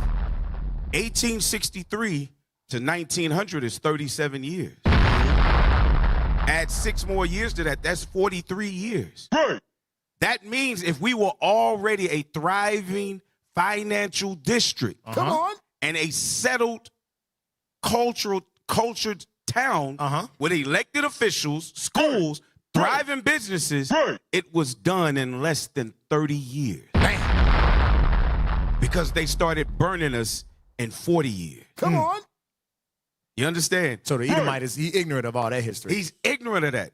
But it shows the power of our people when we actually have a mind to work together as one. That's an unrighteousness. Right. They did it shortly after being freed. I mean, just destroy chattel slavery, bro.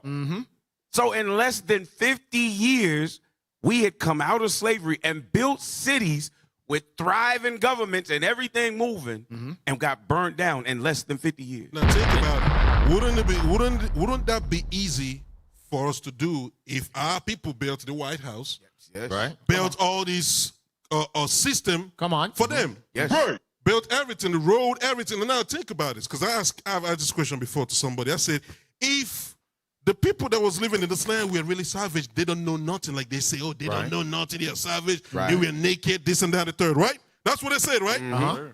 So how come they were able to build the White House, build all these homes without going to school? How come in the 1900s and in the 2000s, you see Mexicans building roads, building houses, building skyscrapers, but they never went to school? Come on. How savage and dummy are they if that's the case? Well, now, they say we're naked, right? Okay. So you're trying to say, because they say we're naked here and in Africa too. Okay, so that means the clothing that we have, they gave it to us, right? So if you're the white man, the white society, or the nation say you give us everything we have, how is it that the cultural and traditional dresses Puerto Ricans have, Mexicans have, our people in Africa have, why don't we see you wearing it first? If it came from y'all. But they covered it when they travel, to go on a trip, they want to buy all those dresses and bring it back home as a token. Get their hair braided. Get it, exactly. Get a head wrap. No, but we are nothing. We are naked. We didn't have any system going. Really? Really? Wow. Yeah. Hey, can we read Haggai 1 and 6? Read Haggai 1 and 6. Bring it out just real quick so we can move forward. Yes, sir. Haggai chapter 1 verse 6. Come on. Let's see, because our peoples tend to think that it's the money and the education that stops us. Right. It absolutely is not the money and the education that stops us. But that covetous spirit that's on us has kept us from focusing on what our real power is. Right. When we are godly people, they cannot stop us. Right. Read that. The book of Haggai, chapter 1 and verse 6. Read. Ye have sown much and bring in little. Start at verse 5. Now, therefore, thus saith the Lord of hosts. So God is saying this. Consider your ways. He's saying, examine yourselves, so-called Negroes, Hispanic, and Native Americans. Examine yourselves. Consider your ways. Read. Ye have sown much. You have sown much. And bring in little. And you bring in little. Ye eat, but ye have not enough. Ye drink, Read. but ye are not filled with drink. Ye clothe you, but there is none warm. And he that earneth wages to put it into a bag with holes. Put it in a bag with holes. So when we in this system think that we can go and build whole communities, we end up spending time and precious funds to build something that all they're going to do is burn down and take over. Because they did it with Harlem. Right now, Lake Lanier is a resort for them to go skiing. Swim down to the bottom, little Timmy. You might find something. Right. Look at that land in California and L.A., that beach land. That beach side, where we had a black beach, and our black beach was more powerful than theirs. We had amenities in there that they didn't have. We do all of that just to give it back to them because we're in their land. Their face is on the money. Right. It's their dollar. Right. All it is holes in our pockets. Y'all looking at the wrong thing, bro. Hey, you know what's funny? It ain't funny, but the Lord got a sense of humor because Lake Lanier take a few of them every year. Yeah, every year. Every year. It's just a reminder. Facts. Hey, this is how you know we the children of Israel. We the people of the book. Can I get this real quick? Jeremiah 29, start at verse 1, and then we're going to jump down to verse 5 and 6. Come on. The book of Jeremiah, chapter 29 and verse 1. Now these are the words of the letter that Jeremiah the prophet sent from Jerusalem unto residue of the elders, which were carried away captives. Which were what? Carried away captives. So the Israelites were carried away captives during this time to Babylon. Keep reading. And to the priests, and to the prophets, and to all the people whom Nebuchadnezzar had carried away captives from Jerusalem to Babylon. So during this time, the Israelites were carried captive, meaning put into slavery during the time of Babylon.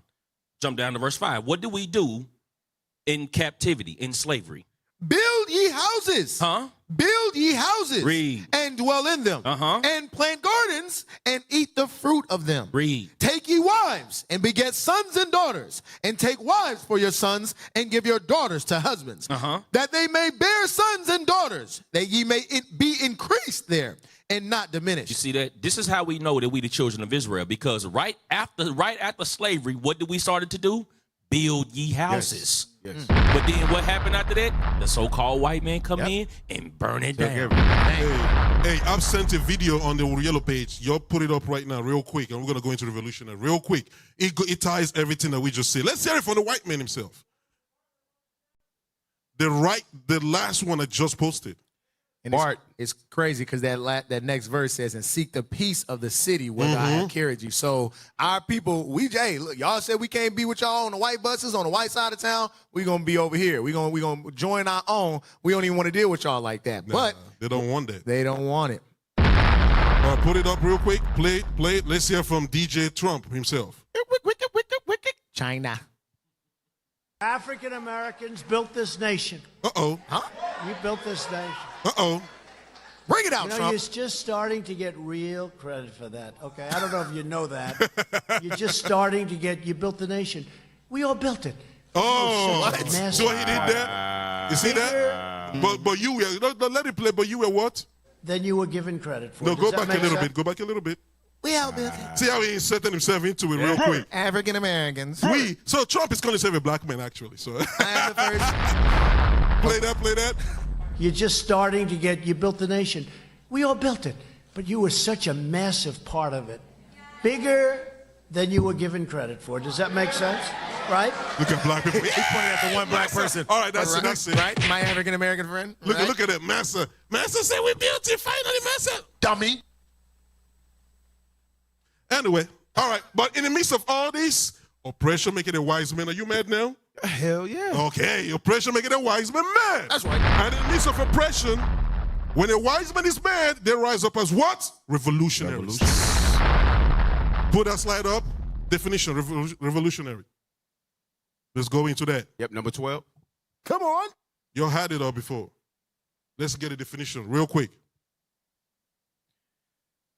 A revolutionary is a person who advocates or engages in rapid, radical, and often violent change to overthrow established political, social, or economic systems. So now, what we can only do as Israelites right now, advocates in rapid and radical change. We can't do anything violent. That's right. Right. That's not for us. That's right. Remember, the brother just mentioned it in Jeremiah 29. He says, we'll seek the peace. Yes, sir. All right? Christ is going to do that part. That's right. Come on. Don't worry about that. He's the king of terror. He will take care of that. Our place right now is to turn the hearts of the people to our fathers. That's right. That's our job right now.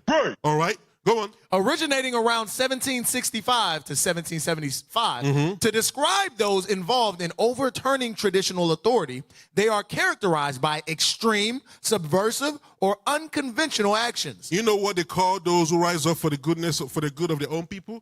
They call them dictators, warlords, cannibals. They put names on them. Like what's his name? They just took from Venezuela, Maduro. Oh, Maduro. Yeah, tyrants, dictator. That's what they always do. Yeah. All right, let's go to the next slide. We don't have time. Okay, what did he say? Consequences of revolutionary movements. All I need is just the bullet points. You don't need to read everything on it. Political shifts. So the political system will shift when Christ returned. All right, that was going to be a whole new government. That's right. Next one. Social and structural change. That's exactly what's going to happen under Christ. Go on. Conflict and instability. That's going to happen first before everything stabilizes. Right. It's coming from the Lord himself, the black Messiah, just like you saw in the video that you'll be seeing. Yeah. Last one. Counter movements. Counter movement. Counter the movement from other nations. Go on. No. Go ahead. All right. So now let's play the next part of the video. Let's go to number 1B. 1B. The next one. The very next one after that. All right? Come on, brother. Stay with us. The very next one. Yes, 1B, y'all. No, it's not. Make sure right now y'all are scanning that QR code to donate. All praise to the Booster Club. Hit the like button. They tried to stop us, but they cannot prevail. All praise to the Most High. I just tagged you to it, Officer Zion. So, come on. While you're looking for it, what you got, brothers? You got scriptures? I see you're itching over there. Hey, I wanted to do. They got it on the screen. Okay, They got it. I'll praise. Play it. I'll tell you why, Reverend Mitchell, because I'm sick and tired of you standing up. Pause it. This is Christian man versus black Christian man versus revolutionary man. Play on. Up there on a television camera, a black man with a Kingdom of heaven and its righteousness, all of these things will be added. heaven is on earth, mind you, brother. Where you gonna go when we start our revolution? Whose side are you gonna be on? Pause that. That's a very good. That's a young man. Yeah, that's right. Young man. Very young man. Young man today. They done. Oh man. They cooked up with weed. Ski mask. Right. Yeah, ski. It's a ski mask, skinny jeans. Yeah. They dance and throwing their back out. Yeah. That NBA young boy. Yeah. Play it on. Still gonna be on your knees begging for us jobs. I will die standing up for God, regardless of any circumstance. Have God ever told you to let this white man rule you like he is? Damn. You first must be born again. God is a spirit. Now you see that docile Christian man, you don't make me sad, sick, and annoying spirits that a man has. That's what you see the pastor today. You might be born again, brother. You can't make this stuff up. Yep, trying to rock him back to sleep. Right. How dare you wake up? Basically, how dare you wake up? Look, man, what happened? It's crazy because you hearing him talk, even the way that he's bringing it out, he sound like the white man. Right. That's trying to manipulate you. Right. Man, it's terrible. He's like, voice, you gotta be born again. I ain't got to be born again. Your mother could have brainwashed you, but can't nobody brainwash me. I'm ready. Hey, he wasn't ready. Hey, he said he ready. Man, boots on the ground. That boy, that young boy mad right now. I'm telling you. Ain't no gift you can get that man. Hey, Play on. Young boys like us to win the revolution. The white people realized today that they was wrong for enslaving the Negro. Hold on, you see what he said? The white people realized that they were wrong for enslaving the Negro. Dummy. If they really feel bad about it, why they don't give you back everything they took from you? Right. Why don't go back to Europe? I'm gonna hold. Look at this. I'll take your phone from you. I'm gonna snatch it from you, and I'll hold it in your face. I'll say, "I'm sorry that I stole your phone." And I'm looking at you. You have my phone in my hand. Right. Yeah. Yeah. You texting. You using my phone. Taking selfie. I'm so sorry. I took your phone from you. Well, if you're sorry, why don't you give it back? Right. Because they done took so much, they can't give it back. Right. You can't give back life. Yes. Millions.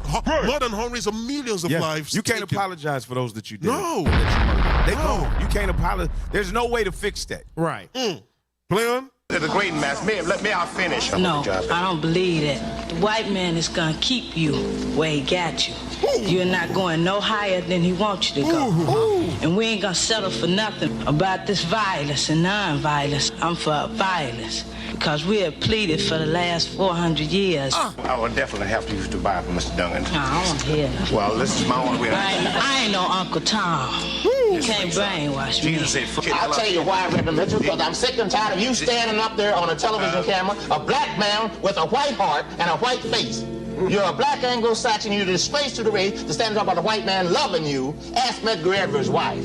Ask Jimmy Lee Jackson's mother. Understand? Ask Grace Louise of 5 children who was shot in the head because he's riding with a black boy in the car. You stand there and talk like an unmitigated fool. Wherever there are 5 or more Negroes congregated, they move in, they break up. I know what I'm talking about. They break up those groups and they shuttle everybody off to jail. Now, sooner or later, there are going to be enough families deprived of their breadwinners and their loved ones that Chicago isn't going to be cool, regardless of how much praying Reverend Mitchell does. As I was going back to see, he pointed out.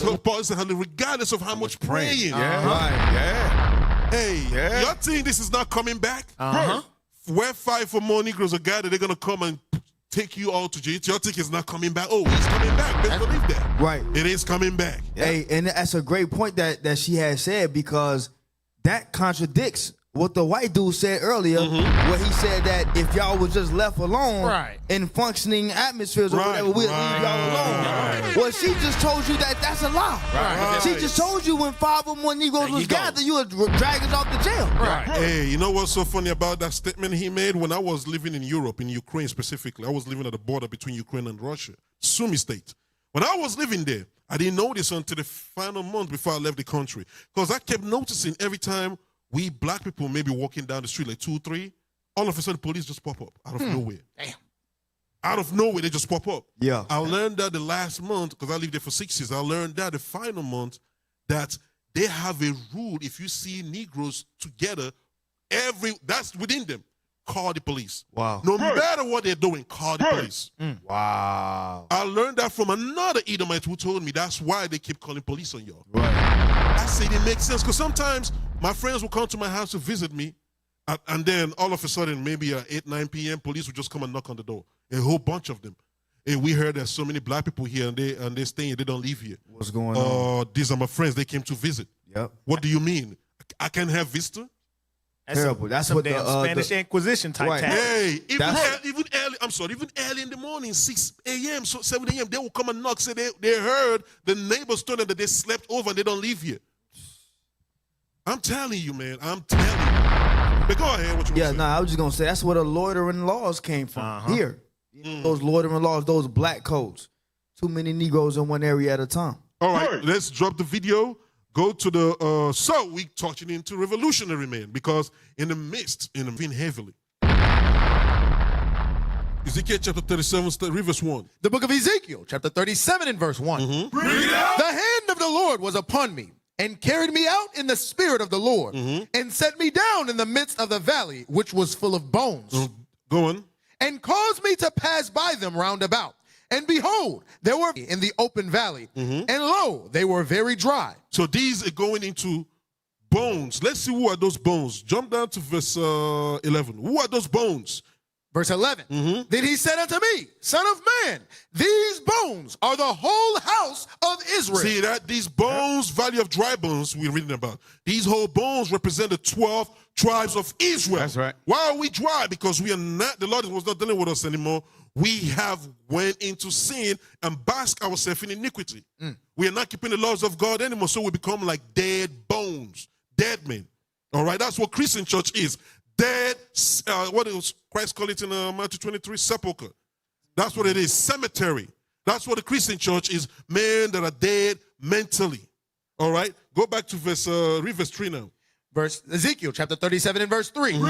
And he said unto me, Son of man, can these bones live? Can these Israelites be resurrected again to who they were? Go on. And I answered, O Lord God, thou knowest. So he said, Lord, you know. It's not. Jump down to verse 7. So I prophesied as I was commanded. And as I prophesied, there was a noise, and behold, a shaking. And the bones came together, bone to his bone. So this is Israelites waking up in different stages now. Go on. That's right. And when I beheld, lo, the sinews and the flesh came upon them. So we rose up knowing that we are not niggers, Negroes, whatever they put on us. Go on. And the skin covered them above. Go on. But there was no breath in them. But the Spirit of the Lord was not in them. That's, now put a picture. I have Essential, the Revolutionaries. Come on. So they rose up, but the Spirit of the Lord. That's what Officer was mentioning before, that all those Black Wall Street, all the stuff we established without the Spirit of the Lord. Yes. Now you see IUIC, that's the Spirit of the Lord level. Good. All right. All you see Israelites rising up, not teaching the word of God as it should be, that's the Spirit of God and applying it to. That's right. All right. So all these men you see, these are Black revolution. These are our heroes. This post the patriarchs, Abraham, Isaac, and Jacob. Those are Black men. Those are our heroes, our forefathers. Those are legends. Right. Then you go into the prophets. Those are, see, every day the bishops teach a class, that's Black history being taught. Yes, that's I'm right. going to just let you know. Yes. Black history, you cannot squeeze it into 1 month. Right. It's impossible. Yeah. All right. Now you talk about the prophets, talk about the 12 apostles, and Christ, the Black Messiah himself. All right. Next. That's the next one. All right. Let's go into the one Captain posted, the Instagram one. Let's go into that real quick.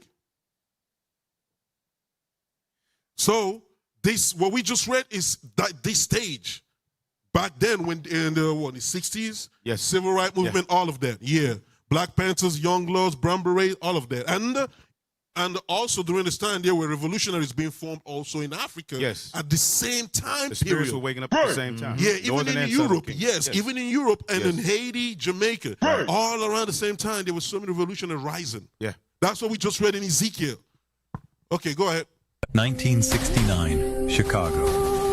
4:45 a.m. 14 police officers storm an apartment on West Monroe Street. Shotguns, handguns, machine gun. They're after Fred Hampton, chairman of Illinois Black Panther Party, age 21. Mark Clark on security at the front door. Police blast through, shoot him dead instantly, then spray the apartment. 99 bullets fired. The Panthers fire once. Police move to the bedroom. Fred Hampton in bed, doesn't move, doesn't wake. His pregnant girlfriend beside him. Hampton already wounded, still unconscious. A cop stands over him. 2 bullets to the head, dead at 21. Behind it, the FBI. Director Hoover called the Panthers the greatest threat to internal security. Wanted to stop a Black Messiah. FBI recruited William O'Neill, a car thief facing prison. Deal? Infiltrate the Panthers or go to jail. O'Neill joined the Chicago chapter, became Hampton's bodyguard, drew a floor plan of the apartment, sent it to the FBI, marked where Hampton slept. Night of December 3rd, O'Neill drugged Hampton's drink, barbiturates, enough to sedate a horse. Hampton fell asleep mid-sentence on the phone, never woke when the raid began. Prosecutors called it a gun battle, self-defense. Investigation proved 99 police shots, 1 Panther shot. 1971, activists broke into an FBI office, stole documents. COINTELPRO exposed FBI's secret war on dissidents. Documents proved O'Neill was FBI, Hampton drugged, planned assassination. Congress investigated. COINTELPRO shut down, but no one charged, no one arrested. Hampton's free breakfast program? Copied in every major city across America. By 1969, feeding 20,000 children daily. Still operating today. So y'all see where the white people got that from? Yeah. Yep. But you see, that's that same. Now, that's not to the level of Black Wall Street and, you know, Oscarville and them, right? It's not a whole city. But you see, again, when our people can think about our people and we actually do things that are love towards our people, now all of a sudden you feeding 20,000 of our children that ain't eating in the morning. Hey, they even had clinics. They even established clinics back then to test our people for sickle cell disease. Before they get married. What is it? WIC and yes, those programs came out of their study of what the Panthers were doing. Right. Get the next one, the next picture, the picture. Because we have so many revolutionaries, we cannot touch all of them. We're just gonna touch it, which we can. That's right. But remember, this is hey, no, go up. There's a link I sent you. There's a link before. There's a Wikipedia link. Yeah, Che Guevara. Yes. That's my man there. Hey, that's my man. They simply call him Che. Che, yeah, read that. He's another revolutionary from Northern Kingdom. Ernesto Che Guevara de la Serna was an Argentine Marxist revolutionary, physician. He was what? A Marxist revolutionary, physician. But he was also a doctor. Now, when you go into the history, you will see that he was a young doctor, was in medical school, but when opportunity came to deal with his people, to build his people, he met Raul Castro and Fidel Castro when he was in Mexico. Yeah. And then he didn't go back to Argentina because he's from Argentina. He's met in Mexico. It's just like us teaching somebody the truth and they just follow us. Yeah. He saw both of them and see what they are trying to do for their people. Yeah. The brother he stopped school. He didn't even want to go back to Argentina. He just jumped into the boat and went with the Castros to Cuba to help his people. Yep.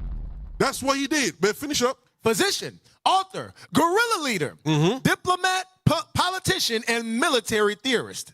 A major figure of the Cuban Revolutionary. So he said he was a guerrilla leader. He so studied his guerrilla tactics. This man, when you study him, read about him.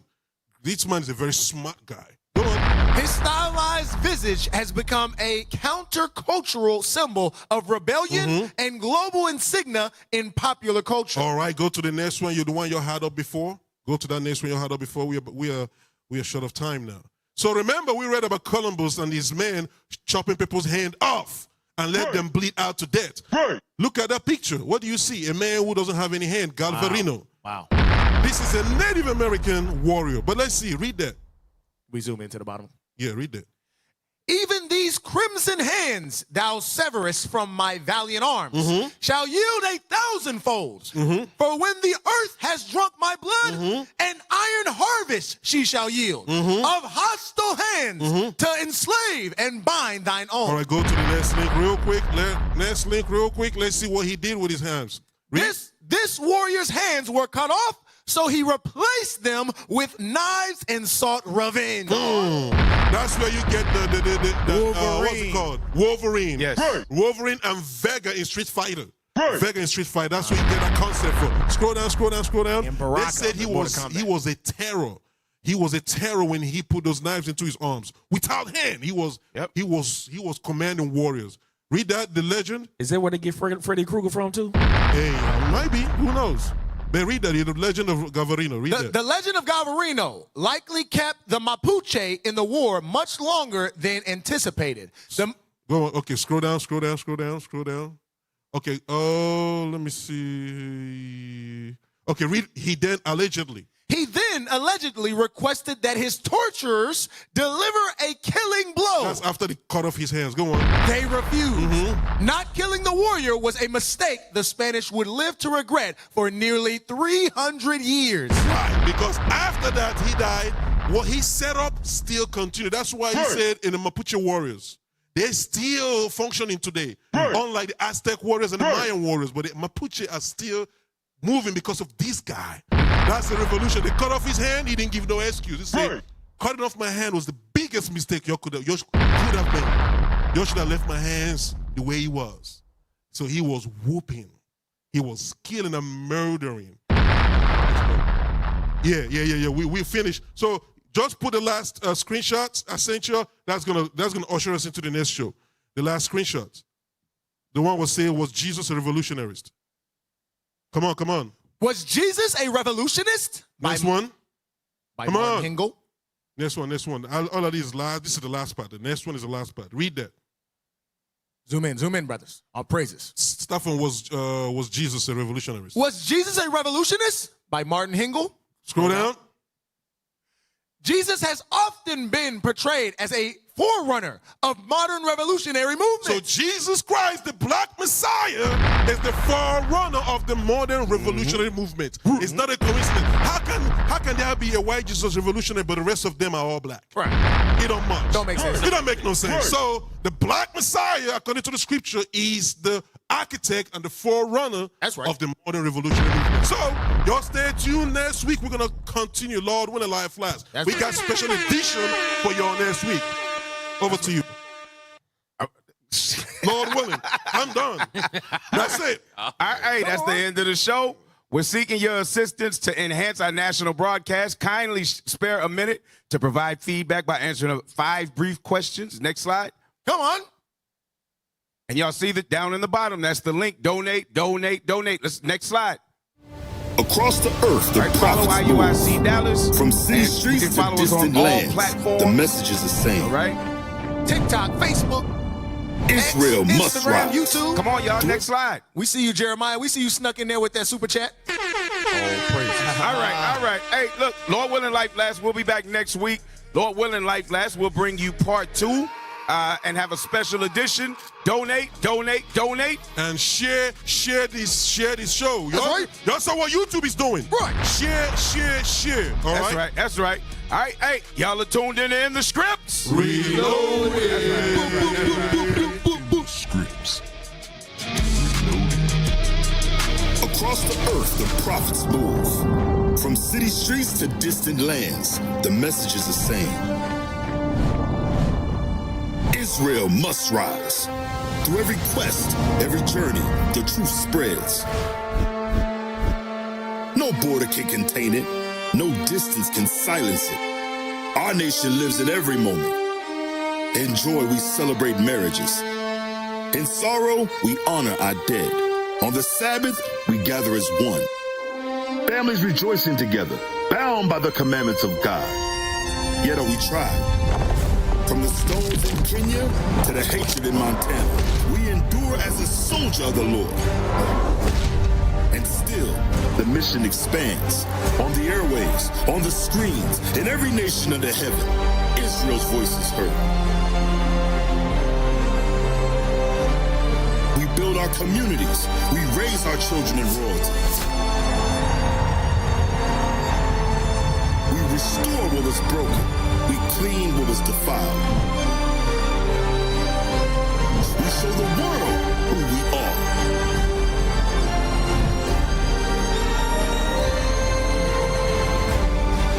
This is Israel united in Christ. Nation in motion.